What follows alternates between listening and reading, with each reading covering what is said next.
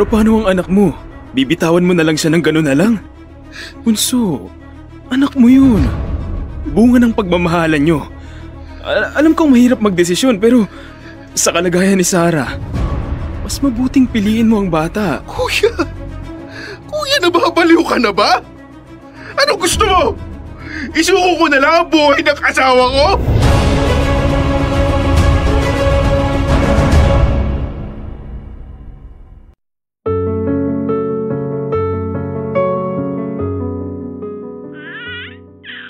Han, tignan mo tong video. Ang cute ng bata, no? Oo nga, Han. Ang cute. Han? Han, alam mo, matagal ko na tong pinag-isipan. Ang alin, Han? Han, pumapayag na ako. Ano? Anong pumapayag? Saan?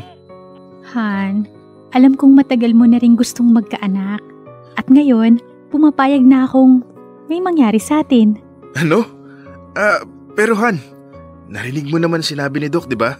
Mahihirapan ka sa sitwasyon mo, lalo pat mahina ang puso mo.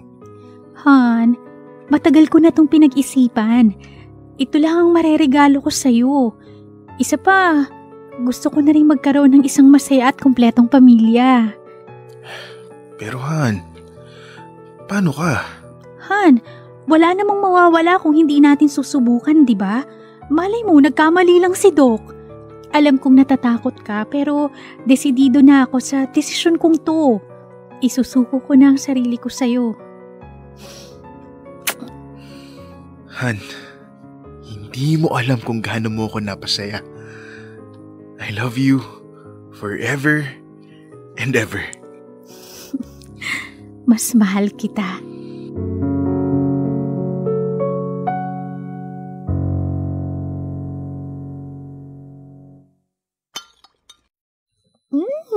Ang sarap! Talaga? Oo. Tapos ang lambot pa ng baka. Oo, Han. Dahan-dahan lang sa pagkain. Hindi ka naman mauubusan. At isa pa, di ba sabi ng doktor na magdahan-dahan lang sa pagkain?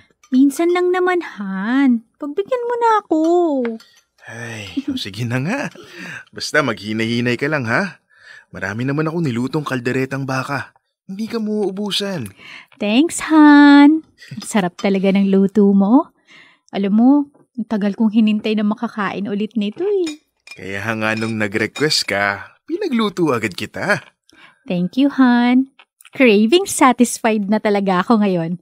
At busog na busog. Oh, Han! Ayos ka lang ba? Ay, yan na nga ba sinasabi ko eh. Oo, ito. Uminom ka muna ng tubig at baka nabubulunan ka. Hindi. Ayos lang. Han! Han! Nako, ayos ka na ba? Gusto mo ba ng gamot? Ano? Hindi. Ayos na ako. Bigla lang sumama ang pakiramdam ko kaya parang naduduwal at medyo nahihilo rin ako. Teka, Han. Diba, delay ka rin ngayon? Ilang weeks ka na nga ulit? Almost 2 months na rin. Bakit? Han, hindi kaya...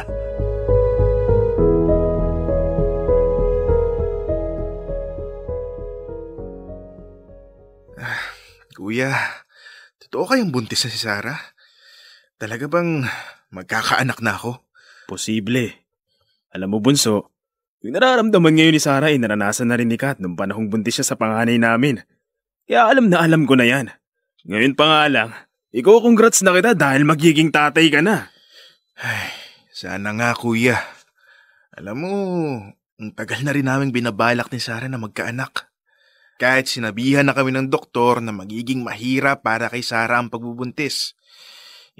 Sumugal pa rin kami dahil naniniwala kaming walang imposible. At ngayon, mukhang matutupad na ang kahilingan naming mag-asawa. Masaya ako para sa'yo, Bunso. Salamat, kuya. Ito na! Oh, babe. Anong balita? Guess what? Sabihin mo na. Excited na tong isa, oh. Oh, anong resulta, ate ka? Positive ba? Buntis na ba si Sarah? Positive! Magkakaanak na kayo ni Bes! It's a celebration! Talaga? Han, totoo ba? Oo, Han. Buntis na ako. Oh, yeah! Magiging tatay na ako! Kuya, magkakaanak na kami! Oo nga dyan. Congrats, Bunso. Inom na natin yan. Oo, mamaya. Congratulations, Bes, ha? Ninang ako. Oo naman. Ikaw kaya yung best friend ko. Sa wakas, magkakaroon ka na ng isang makulit na anak. Mararanasan mo ng mamroblema sa katigasan ng ulo ng mga bata. Di ba, babe? Oo. Han, magkakaroon na tayo ng anak. Natupad na ang matagal nating inaasam na anak. I love you. I love you too, Han.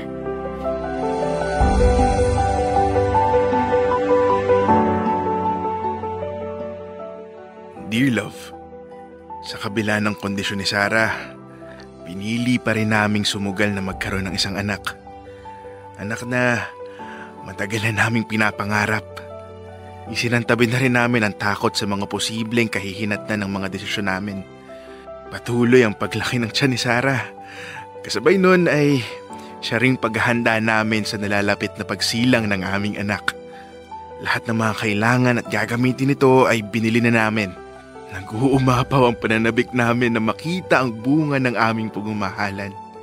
Isang bihayang matagal na naming hinihiling sa may kapal.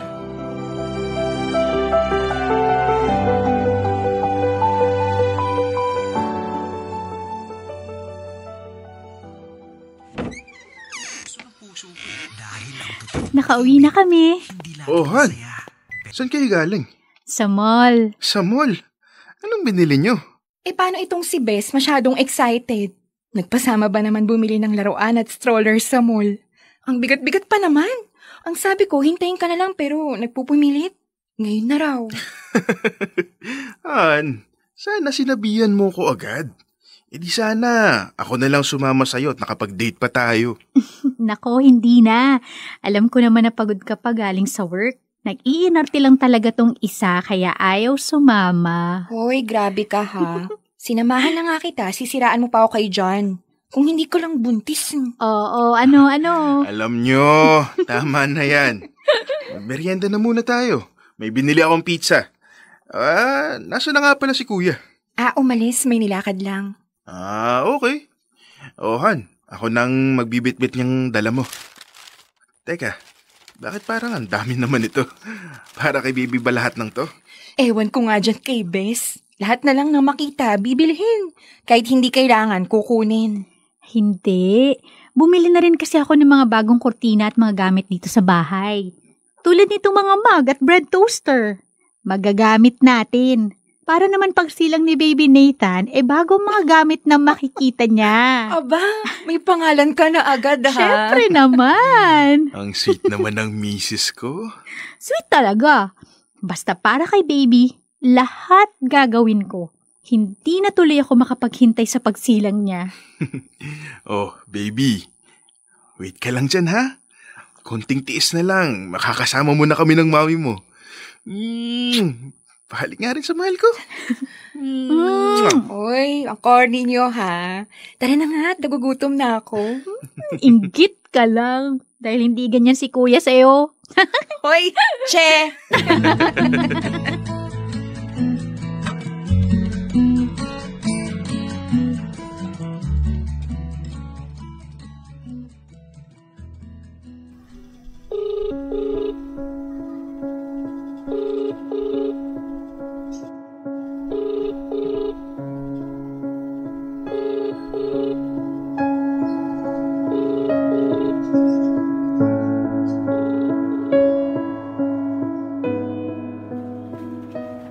Tatlong miss call?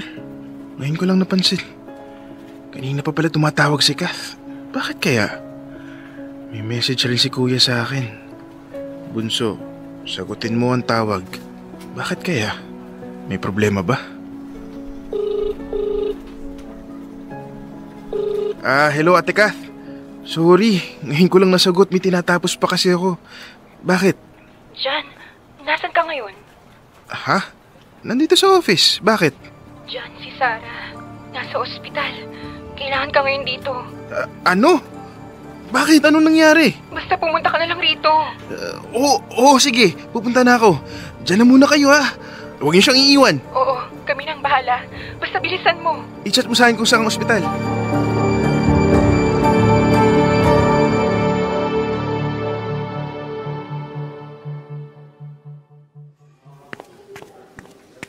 Teka, nasa si Sarah? John, inatake sa puso si Bes. Ano? Bunso, kanina ka pa namin hinihintay. Mr. Morales, matagal ko na kayong binalaan tungkol sa kondisyon ng inyong asawa. Na delikado sa kanya ang magbuntis. Kaya ngayon ay nalalagay siya sa panganib. Hindi. She's experiencing placental abruption with severe hemorrhage. Ito ang nagkukos ng malalang bleeding na maaaring ikamatay ng inyong mag-ina. Ano? Dok, di pwede. Dok, gawin yung lahat ng makakaya nyo. Ligtas yung mag-ina ko. Mr. Morales, ginagawa naman namin ang lahat to make her condition stable. But the bleeding is severe and we're losing her fast. Hindi na rin makakatulong ang C-section sa kondisyon niya. Dok, anong kailangan natin gawin? Hindi yan pwede. Kailangan ko ang asawa ko. In this case, you need to make a difficult decision. Kailangan mong mamili kung sino sa kanila ang ililigtas mo. Ang asawa mo o ang baby.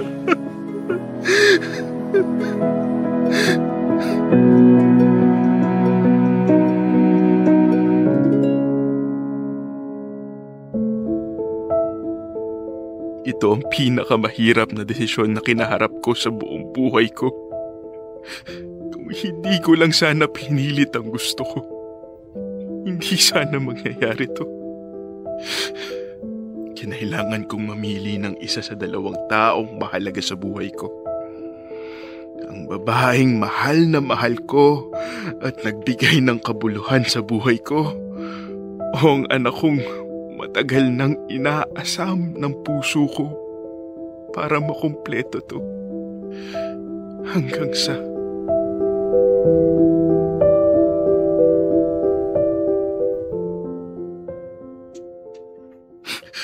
Kuya,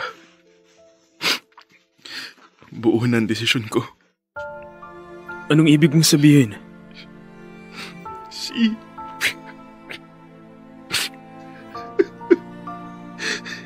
Si Sarah, siya ang pipiliin kong iligtas.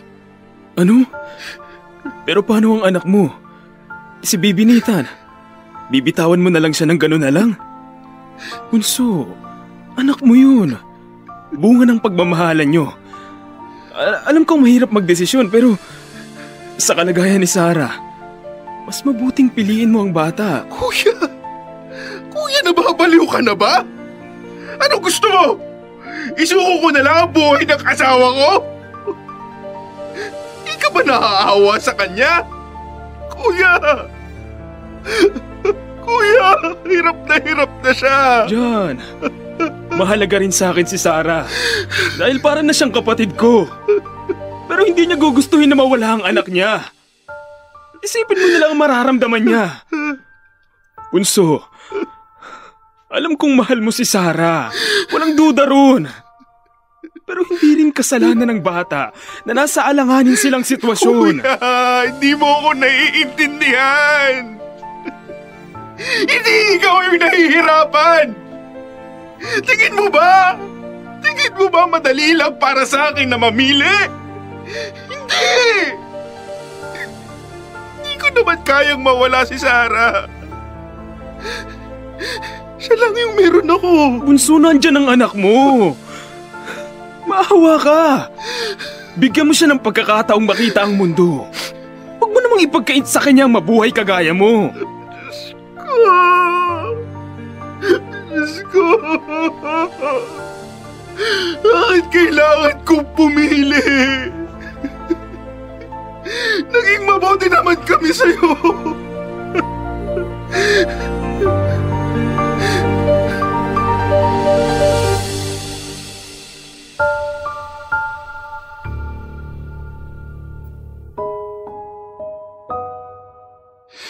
Durog na durog ang puso ko ng mga panahong iyon. Walang kapantay na sakit ang bumalot sa aking pagkatao nang bitawan ko ang pinakamasakit na desisyon sa buhay ko. Sakit na magpasa hanggang ngayon ay kumukurot pa rin sa aking puso.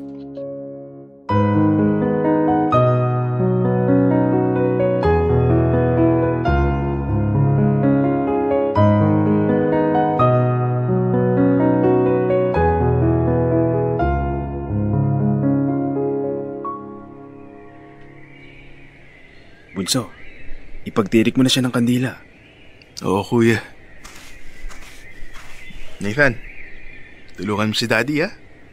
Ipagtitirik natin ng kandila si Mami. Opo, Daddy. Happy anniversary, Han. Miss na kita. Daddy, why are you crying? Wala to, anak. Napuwing lang si Daddy. Huwag mo akong pansinin. Huwag ka nang malungkot, Bunso. Patawarin mo na ang sarili mo. Alam kong masaya na ngayon si Sarah at binabantayan niya kayo mag-ama. Naging maikli man ang inyong pagsasama pero nagbunga naman ito ng isang mabait at mahusay na bata. Si Nathan.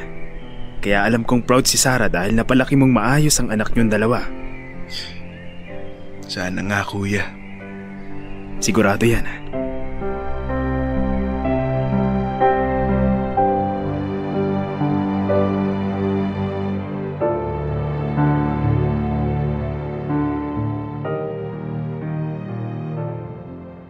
Dear Love, 4 na taon na magmula nang mawala si Sarah. Pero hanggang ngayon, sariwa pa rin sa aking mga alaala ang tagpong tuluyang nagpabago ng buhay ko. Sa huling mga sandali, pinili ko ang kaligtasan ng aming anak. Kapalit ng buhay ng pinakamamahal ko. Mabigat man sa loob ko, pero alam kong ito rin ang magiging desisyon ni Sarah. Na mas pipiliin niya ang kapakanan ng anak namin. At bilang kanyang kabiyak, kailangan ko magpakatatag. Han, salamat. Dahil hanggang sa huli, kami pa rin ang iniisip mo. Alam mo, kulang ako kung wala ka. Pero para sa anak natin, magpapakatatag ako. At yan ang pangako ko.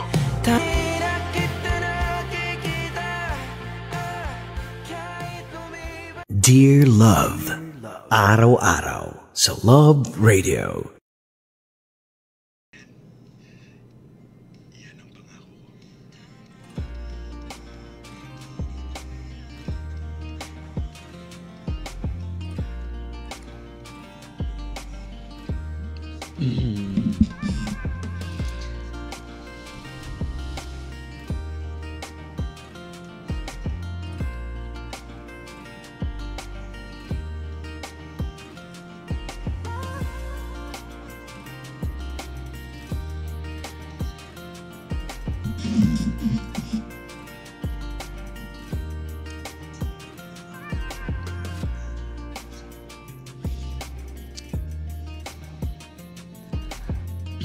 At iyan ang kwento ng ating Dear Love ngayong Wednesday na talaga namang nakakaiyak, ang bigat-bigat sa dibdib. Ayan yung pinakamahirap na desisyon na talaga namang gagawin mo sa buong buhay mo, lalo na kung nagbubuo ka ng pamilya. Kung yung bang asawa mo o yung anak na dinadala ng asawa mo. Grabe, alam mo, yung pinakapunto dito na naiyak talaga ako, yung mamimili na siya. Tapos, ang hirap-hirap. Charot, naiyak. Kasi diba, parehas kasi yung buhay na pagpipilian mo. pipiliin mo ba yung malapit nang matapos yung buhay o yung buhay na magsisimula pa lang? Siguro tama din naman dito si John na kung ang magdedesisyon ay mismong yung ina, siguro mas pipiliin niya yung anak niya. Kasi medyo, alam mo yung mahaba-haba pa ang paglalakbay ng kanyang anak, ganon. Mas marami pang mapagdadaanan sa buhay at alam mo yun, nawala man yung asawa niya, meron namang isang kayamanan na ibigay naman kay John, hindi ba? Pero sa totoo lang, yaanan talaga yung pinakamahirap na gagawin mo, no? Hirap nga din yung yung tipong pag sinabi ng doktor, 'di ba, na ano po ba? Kunwari, yung nasa ospital na 50-50 na, ganyan, ano po bang gagawin natin? Tetegehin na ba natin o hindi? Parang yung yung isang politician. Diba? Yung iba parang pinatay na. Buhay pa po. 98 years old pa yung politician. Charot. Huwag niyong pinapatay agad. Grabe naman kayo makapag-decide. Charot. Diba? Pero hindi, diba? May mga ganon na minsan ibinibigay sa pamilya yung pagdedesisyon kung ano yung dapat gawin, 'di ba? Alam mo kung ako 'yan, again para sa mga sa pamilya ko, kung sakaling man nagkaroon ako ng sakit o kaya nagkaroon ako ng 50-50 sa buhay ko, wag na, I'm okay to die rather than to experience yung mahabang mahabang pagsasakripisyo, pag-aalaga sa akin, ganun. So might as well na wag na akong buhayin. Yan para sa pamilya ko. Remind ko lang, sana nakikinig. Charot. Diba? At syempre, ako naman, I'm ready anytime. Diba? But anyway, so again, yan ang kwento ng ating Dear Love na talaga namang nakakaantig puso, ganyan. Sana itong si John maging masaya sa kanyang pamilya at ramdam natin yung pagmamahal niya talaga kay Sarah sa kanyang asawa, hindi ba? Kaya naman John, ibuhos mo na lang yung pagmamahal mo sa anak mo, hindi ba? Hindi man ngayon na makakakuha ka ng bagong pag-ibig, malay mo someday bubukas uli ang puso mo para kay Mama Morena. Charot lang. Charot, diba? Pero apakaswerte niyan. Kaya mahalin mo yung anak mo at i-treasure mo ng bonggang-bongga yan. So well, anyway, magkita-kita ulit tayo bukas sa panibagong kwento ng Dear Love. Tuloy natin ang kwentuhan sa Facebook page.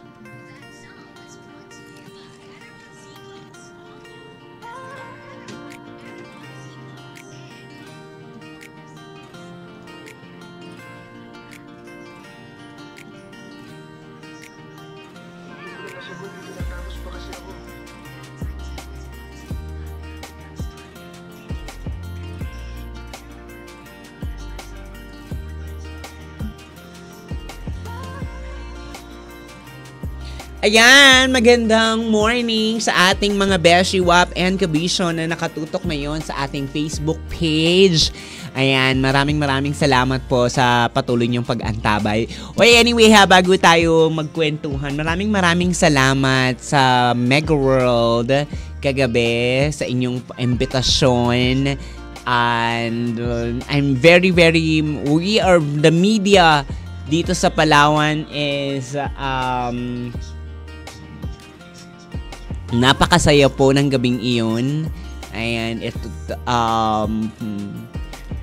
kwentuhan, chikahan, and not only that, so may mga binahagi rin ng mga blessings para sa mga media dito sa Palawan. Maraming salamat Mega World. And of course, ang lola nyo nanalo kagabi ng Queen of the Carnival. Carnival Queen of the Night. The Mega Queen Carnival. The Mega Carnival Queen of the Night. Ayan. Maraming salamat po sa inyo. Talagang nag-effort. Maraming salamat kay Michael Marzine na nagpahiram sa atin ng ating costume kahapon para sa Mega Carnival Mardi Gras ng hatid ng Mega World. Maraming salamat po sa inyo. Nawa mas dumami pa. Sana mamigay naman kayo ng property next time sa San Vicente sa Parago. Charot lang. Tsareng lang. Hindi. Pero maraming salamat. It was so fun. Ang nakaka-happy lang talaga siya. And my heart is full and so grateful for today. Ganyan. But anyway, kabisyo, ayan.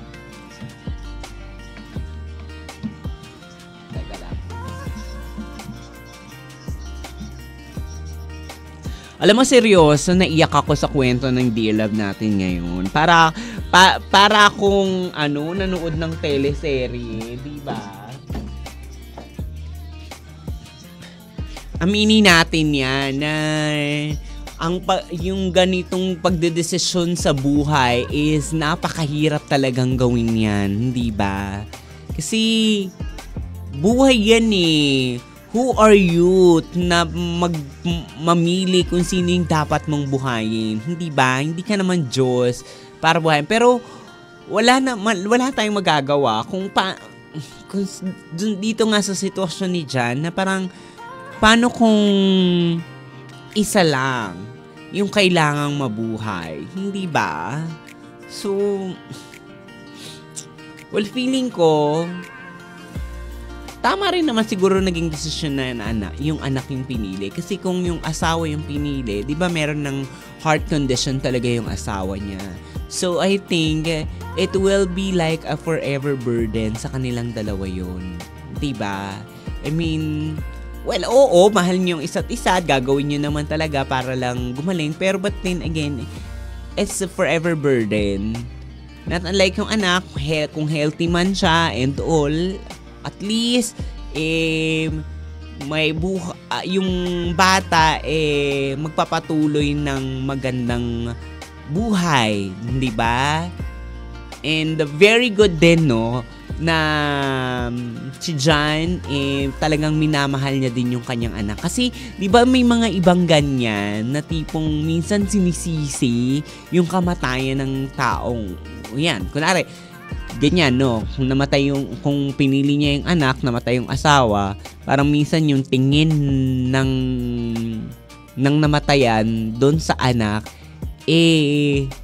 parang galit. Kasi, syempre, hindi naman siguro mamamatay yung kung hindi dahil doon sa baby. May mga ganon, diba? Or kung sakaling namatay yung baby, yung asawa naman ang patuloy niyang sisisihin yung asawa, ganon. Kasi pinili niya yung baby, diba? Pero I swear, that's the hardest part. Kung ako ay nasa sitwasyon na yun, sa umpisa maguguluhan ako. Pero siguro kailangan lang talagang ipag-pray ng mabuti kung sino nga ba dapat yung kailangang mabuhay sa dalawa. Hindi ba? Para naman sa ganun, wala kang feeling na guilty ka sa sarili mo sa desisyon na gagawin mo, 'di ba? At least kasama mo si Lord at pinag-pray mo talaga kung sino ba yung dapat buhayin, 'di ba? Nako. Buti na lang yung mga desisyon na meron ako ngayon hindi mga ganyan. Mabababaw lang talaga, 'di ba? Yung mga tipong desisyon na bibili ba ako ng ganito o hindi, ganito, 'di ba? So mabilis lang naman yan, maraming pros and cons Kung ganun lang kabilis sana yung magpagdedesisyon, why not coconut, 'di ba? But anyway, so yun, again and again, every day, we always decide, di ba?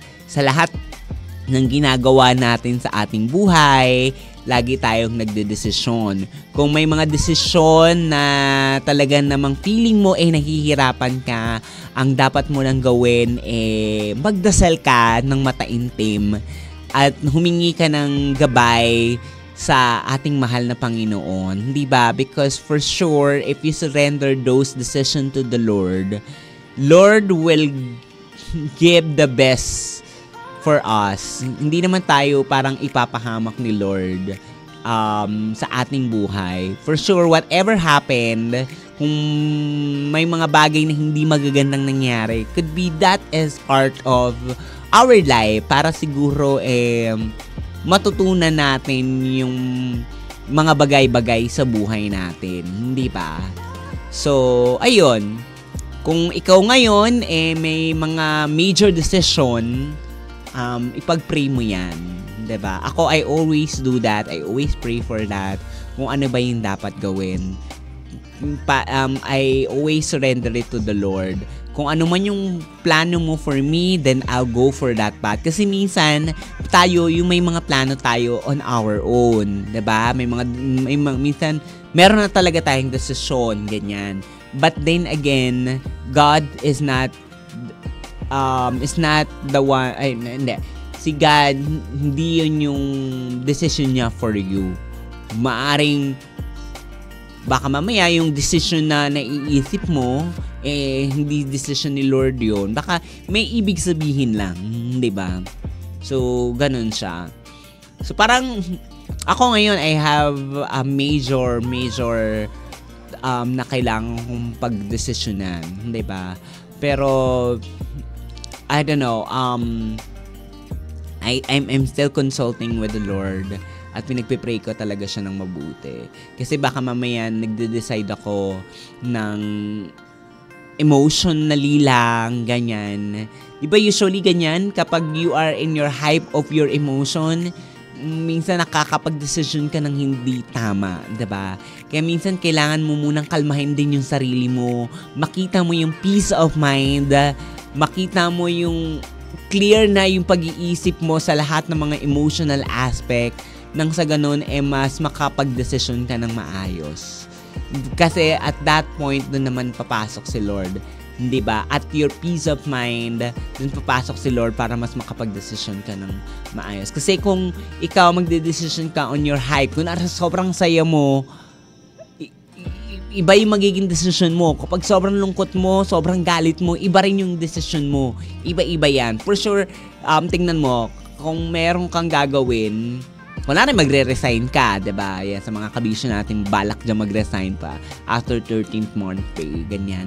Kunwari, siguro dahil medyo hindi na maganda yung environment ng office mo, maraming kasing marites na kang ka-office mate, ganyan, medyo nayuyura ka na yung pagkatao mo at maraming nang humihila na sa'yo. So, syempre, dahil alam mo yan, galit na galit ka, ganyan, and all. So, ang decision mo, mag-resign. Hindi ba? Hindi mo na iniisip yung mga utang mo na talaga namang baon na baon ka pa, magre-resign ka. Talaga ba? Tapos wala ka pang ipon for the next 6 months, hindi ba? So, parang mali kang dumesisyon ng ganon. So, ang gawin mo, deadmahin yung mga eksena sa office, tapos mag-isip ka ng mabuti, ikalma mo muna yung sarili mo bago ka mag-decide. Ay nako, but anyway, kabisyo, maraming salamat sa inyong pagtutok dito sa 98.3 Love Radio Palawan Facebook page, and of course sa aking Facebook page, Mama Morena. Maraming salamat po sa inyo na talaga naman lagi kayong nakasubaybay at lagi kayong nakikijamming sa akin dito sa live natin. Yun lang. So, anyway, bukas uli magkita-kita uli tayo sa panibagong kwento ng Dear Love. And, ayan, another kukurot na naman sa puso natin ang kwentuhan natin tomorrow. Maraming salamat. Once again, ako ang pinakamaharot na mama sa Puerto Princesa, Mama Morena. Bye!